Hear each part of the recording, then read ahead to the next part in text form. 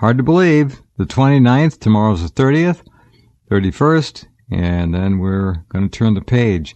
Unfortunately, everybody, virtually everyone, and tomorrow night, the first hour, John Hogue will be here, the world's foremost authority on Nostradamus, to give us his annual predictions, which he has been doing on this program forever.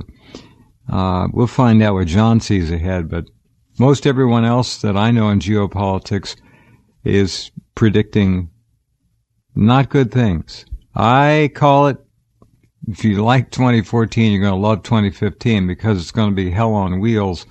And all indications are that we're in for a very rough ride. First up tonight is a man who has served this country heroically, applied himself beyond the measure of most men and women, and was completely raped by this government, had everything taken away from him. One of the key scientists working in the United States NASA Space Shuttle program, which ultimately, thanks to the brilliance of German scientists, took man to the moon and brought him back safely. Mcclelland. Clark has been a friend of mine for a long, long time. He has, as you know, very severe infections, wounds, lesions, if you will, on his legs. They are tied into diabetes to some degree. They are beyond painful. He's on pain medications. He'll be the first to tell you that. I'm not talking out of school here, but he wanted to do the program, and I'm going to have him on as often as he wants to come on for as long as he wants to do it, because he has a story to tell. And if you click on Clark Mcclelland's name and go to his website, you will see at least a hint of what I'm talking about. Hello, Clark, and I hope your Christmas was blessed with perhaps some family, perhaps a few moments of kindness and happiness for you. Well, I had some of that. I had a nice, wonderful dinner with my eldest daughter and her 3 wonderful grandchildren of mine. How nice. And she even invited my ex-wife, her mother. I don't know what to say about that. But... Yeah, well, we kind of get along in a way, but my son Clark was there too, her brother, my firstborn. Yes, I know who he is. Yep. And he was there, so we had this wonderful dinner at Cook's up here in Florida. Ah, nice. Well, I'm glad to hear this. I wasn't expecting to hear good news. I'm happy for you, very much so. It's a rare time when I have something good like this. Well, I understand. Very rare. Your mind may be pain-ridden, but you are as sharp as you have ever been, and you have much work to do, my friend. You have writing to do. You have more of your story to tell. The truth about NASA and extraterrestrials. That's right. And off-planet development. That's right. And probably a very advanced space fleet that we operate. The NASA program, the shuttle, essentially a misdirection, while the real deal was going on. We've probably been to Mars long ago. We know exactly been to Mars. We've been to Mars and on the moon. Yeah. Long ago. Yeah. And you're not allowed to know that because all you are considered to be are taxpayers for the criminals in politics to spend the billions they do wastefully. Sure. We're taxpayers and we support the corporatocracy that is this country now. It's no longer a republic. Oh, no. This nation was destroyed several decades ago. It's not the United States of America any longer. I'm sorry to say to people that are listening. It's now the New World Order of North America. That takes in Canada, the USA, and parts, if not all, of Mexico. And in that, we have total control. Not we, but I mean the people that control the banks have total control over every life in the United States, the former United States.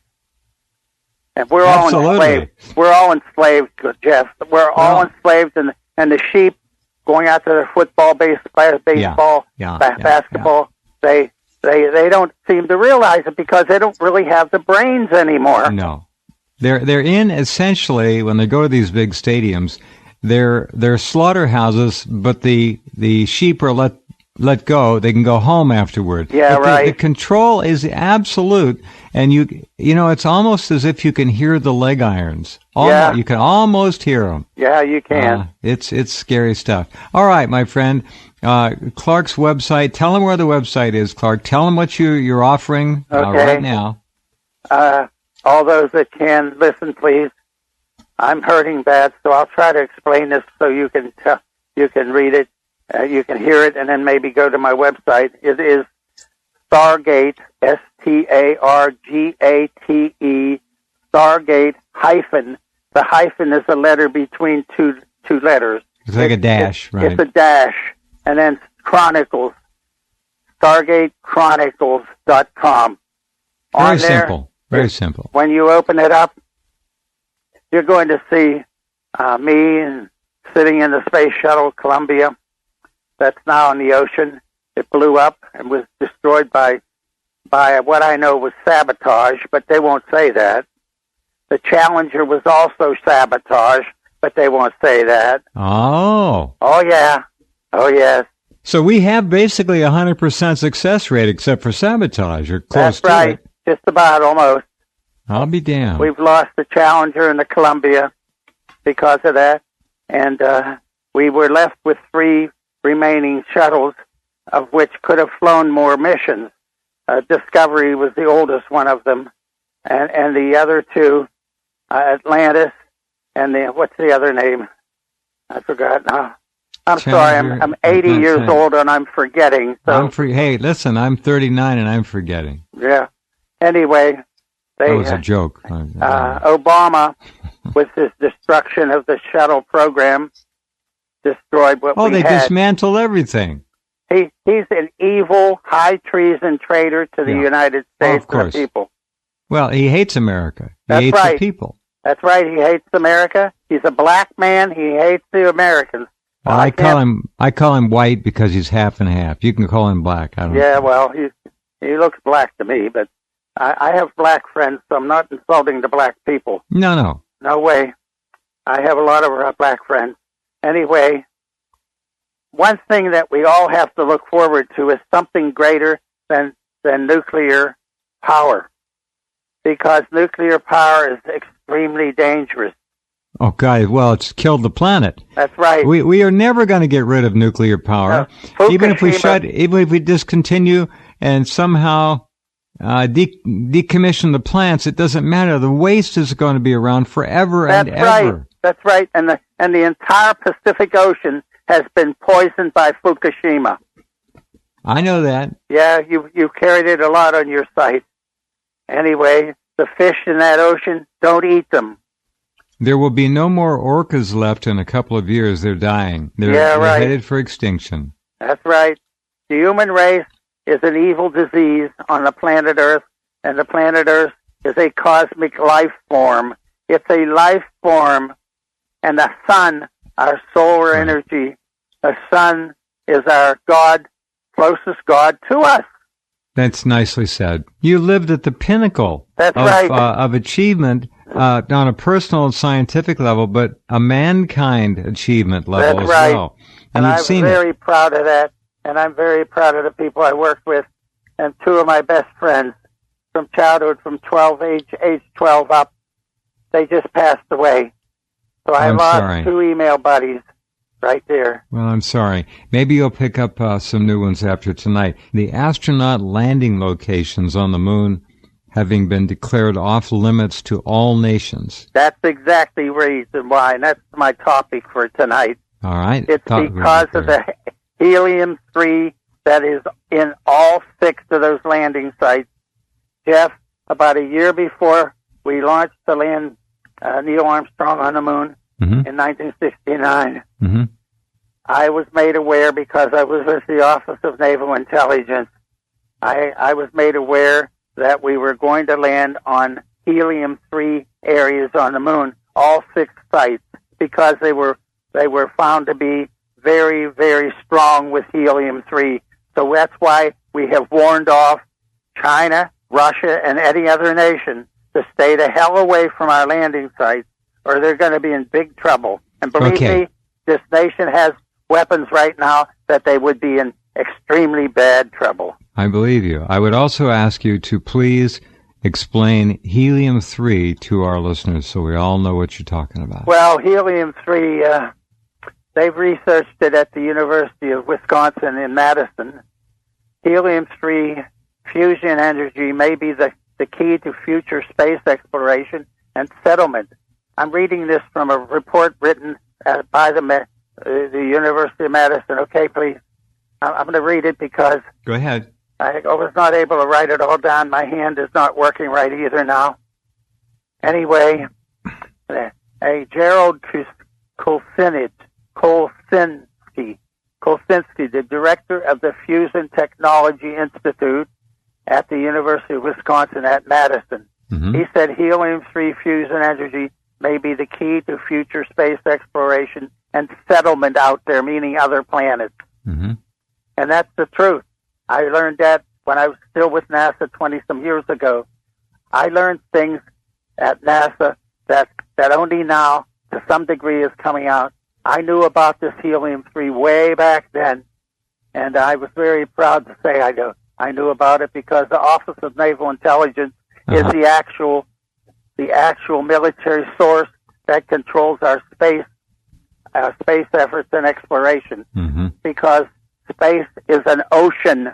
It's not an air like Air Force. So it's an ocean, and admirals. That's why the Navy's up there. Yeah, that's right. That's right. The Navy's up there, and the Navy is an excellent organization. At least I hope it still is. Yeah. But with what we've got in the government now, in the Senate, Congress, and the White House, we've got two real morons in the White House as president and vice president, and we have a lot of senators and congressmen that have committed high treason. They're career criminals, and they are beyond treasonous, and not one of them in the House or the Senate will stand up and go down in history as telling the truth. That's right, because they're cowards. We have a nation of a lot of cowards now, and a lot of cowards are coming out of schools in this nation. Amen. Helium-3, otherwise known as capital H, small e, He-3, right. is a light, non-radioactive isotope of helium with 2 protons and 1 neutron. That's it is right. very rare on the Earth, and it is sought after highly for use in nuclear fusion research. Get the picture. Okay, I think you do. That's There's right. Wise up, of it on the America. moon. Yeah. Wise up, listeners. Scientists estimate there are about 1 million tons of helium-3 on the moon. That's enough to power the world for thousands of years ahead of now. Okay, let's just say that we're going to mine the moon. We're going to bring back a couple of tons of it. That's right. How much energy can a couple of tons, say 4,000 pounds, of helium-3 produce? How volatile is it? The shuttle payload bay, when we had a shuttle, could hold 25 tons. And the supply, 25 tons of a shuttle payload bay, if it were brought back here, could supply the entire United States energy needs for an entire year. Oh, my. Wow. Apollo astronaut and geologist Harrison Schmitt, who flew in Apollo 17, he's the one that picked up and brought back sample packages of helium-3 so that it could be researched here. And the University of Wisconsin has done a wonderful job. How nice. They call it a cash crop on the moon. Oh, well, a crop, it's ready to harvest. You don't have to do anything. Yeah, that's right. Yeah. Fascinating. All right. Well, I didn't know it was that incredibly, potentially powerful.